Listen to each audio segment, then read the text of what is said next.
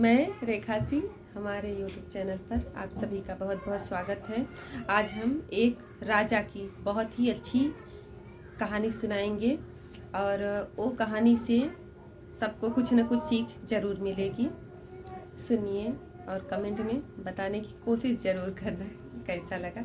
एक राजा था, वो बूढ़ा हो चुका था, तो उसने सोचा कि क्यों न, अभी तो हमारा एज बीतते जा रहा है, क्यों न थोड़ा सा कुछ इंजॉय कर लूँ। बहुत बड़ा प्रोग्राम किया वो और एक नृत्यकी को बुलाया, डांस करने वाली को, और अपने गुरुजी को भी बुलाते हैं। गुरुजी आप भी आइए और मतलब प्रोग्राम का आप भी आनंद लीजिए। आते हैं और उस नृत्यकी जो रहती है डांस करने वाली को देने के लिए गुरुदेव को भी असरफियाँ, सोना सब कुछ देते हैं कि हाँ वो डांस करेगी, गुरुदेव आप भी उसे देना। और वो डांस शुरू करती है और उस समय उसके बेटे, उसकी लड़की राजा की, मतलब सब लोग इकट्ठा होके देखते हैं। पूरी रात नृत्य चलता है, 3 बजते रहता है उस समय। तो वो जो बजाने वाला रहता है उसको नींद आने लगती है, तो वो जो नृत्यकी रहती है वो बोलती है, बहु बीती थोड़ी रही, अब पल पल रही बिताए, एक पल के कारण क्यों कलंक लग जाए। अरे पूरी रात तो बीत गई है, अब मत सो, अभी राजा देख लेंगे तो तुमको सजा देंगे। ये बात सबने सुनी, लेकिन इसका अर्थ सबने अपने अपने तरीके से निकाला। सबसे पहले वो जो महात्मा साधु रहते हैं, जो राजा के कुलगुरु रहते हैं, वो आकर जो असरफियाँ दिए रहते हैं वो नृत्यकी को ला करके दे देते हैं। तो उसके बाद उनके राजा के जो लड़के रहते हैं, राजकुमार, वो आते अपना मुकुट निकाल के सोने का नृत्यकी को दे देते हैं। उनकी लड़की नौलखा हार पहनी रहती है, वो दे देती है। तो राजा बोलते हैं कि सबको हो क्या गया है, और नृत्यकी एक स्लोगन बोल करके सबको लूट ले रही है, आप लोग क्यों इसको दे रहे हो।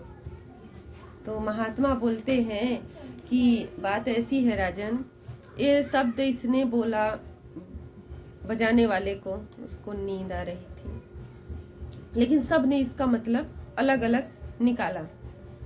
मैं साधु महात्मा पूरी जिंदगी में जंगल में बिता दिया, भगवान की याद में तपस्या में, और अभी जब ही मेरा एज निकल चुका है, बीत चुका है, तो अभी मैं नृत्य देख रहा हूँ और उसको उपहार दूँ, ये सब मुझे शोभा देता है, ये तो सही नहीं है।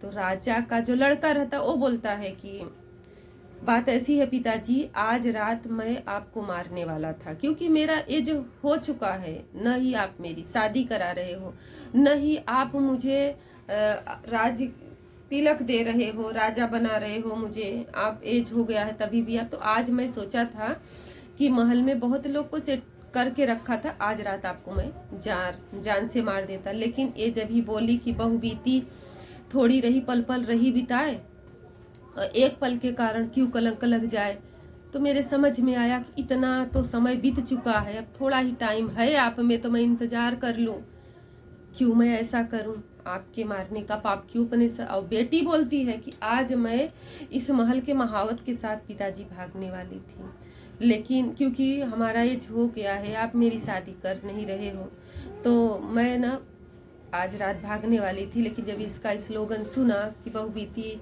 थोड़ी रही, पल पल रही बिताए, तो मैंने सोचा इतना सारा टाइम बीत गया, अभी थोड़े टाइम के लिए मैं क्यों अपने पिता के माथे पर कलंक लगाऊं।